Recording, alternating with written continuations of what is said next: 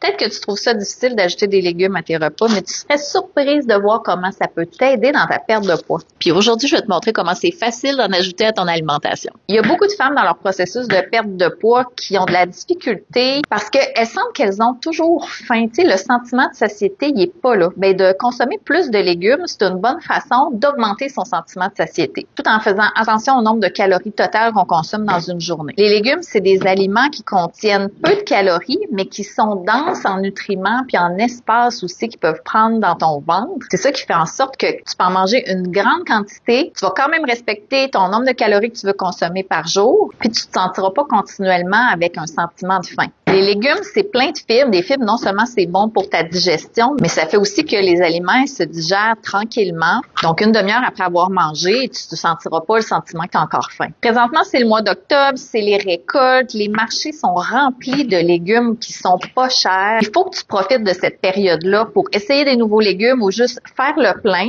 Tu vas en ajouter à tous tes repas. Tu peux même en congeler. Puis ça, les légumes congelés, justement, c'est une super bonne alternative pour quelqu'un qui vit ça et qui veut pas que ses légumes moisissent, se retrouver à perdre de l'argent et à gaspiller de la nourriture. Ben, les légumes congelés, c'est vraiment une bonne alternative. Tu peux aussi te faire des smoothies avec des légumes. Là, je sais pas si tu savais, mais ajouter des choux-fleurs congelés à tes smoothies. Tu peux mettre aussi des fruits à l'intérieur.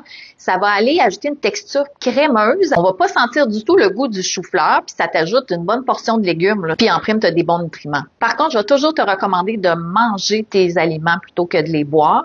Mais des fois, quand on a de la difficulté à manger des légumes parce qu'on n'est pas porté vers ça, ben oui, le smoothie, ça peut être une alternative. Quand tu fais des sauces à spaghetti, des omelettes, n'hésite pas d'ajouter des légumes là-dedans. Si tu fais le défi Octobre, qui est un petit défi où j'ai expliqué 5 règles qu'on peut se donner en octobre pour vivre un mois hot et chasser la dépression saisonnière, ben un des principes, je t'ai suggéré d'ajouter vraiment le plus de légumes possible à ton assiette. Un principe général, je vais te suggérer de remplir la moitié de ton assiette de légumes. Bon là, clairement, j'en ai mis beaucoup, je me suis emportée pendant que je te parlais, mais ça peut être une façon facile, là, sans se mettre à mesurer, de regarder tes proportions de ton assiette. Quand tu manges un repas, même chose, tu as ta protéine, tu as tes glucides, ben tu as aussi la moitié de légumes. En passant, les légumes sont une source de glucides. Comme il y a beaucoup de fibres, c'est des bons glucides qui vont se digérer tranquillement et qui sont peu caloriques. Là, je suis bien simple, là, dans carottes, concombres, poivrons. Moi, c'est des classiques que j'achète tout le temps. Je suis sûre que tu as d'autres légumes à me suggérer. Fait que tu iras dans les commentaires écrire tes suggestions. Si ça t'a été utile, puis si tu veux avoir d'autres trucs en perte de poids, en alimentation ou pour t'entraîner et améliorer ton mode de vie,